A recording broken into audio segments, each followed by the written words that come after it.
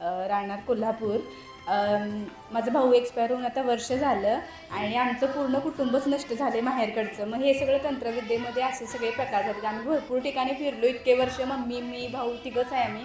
तर सगळं संपल्यातच जमा होतं. मग मी अशी रडत बसलेले 3 महिने झालेले भावाला वारून आणि काय नेमकं काय होणार आहे माहीत नाही.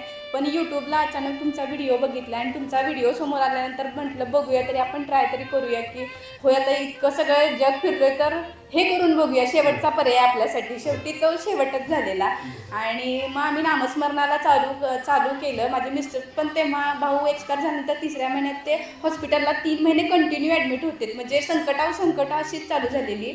मग नामस्मरणानंतर त्यातून ते बरे झाले. तिथून पुढं म्हणजे जशा माझ्या इच्छा होत्या घर एक चांगलं मिळावं तर ते मिळालं आम्हाला. तिथून पुढं असं म्हणजे गुरुचरित्र करायचं इतके वर्ष झालं तर ते घडलं नव्हतं. पण नामस्मरण चालू झाल्यानंतर मग ते दत्तपारायणसुद्धा माझ्या घरी घडलं.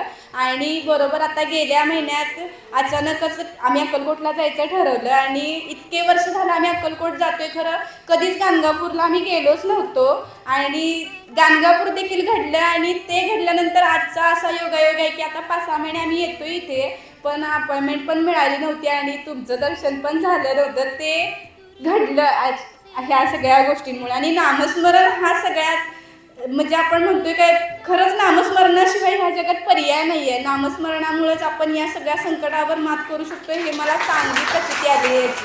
शेवटी नरसिंह सरस्वती महाराजांशिवाय पर्याय नाही आहे. बाकी मला काही माहीत नाही.